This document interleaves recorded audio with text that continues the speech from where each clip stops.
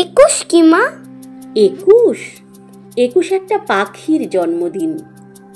পাখি? ওর কি নাম, কি রং? ওর নাম বাংলা ভাষা, আর ওর আগুন রং। ও কোথায় থাকে? তোমার আমাদের বুকের মধ্যে থাকে। আমার বুকেও আছে? আছে তো। ইস, ওর কষ্ট হয় না? উঠতে ইচ্ছা হয় না?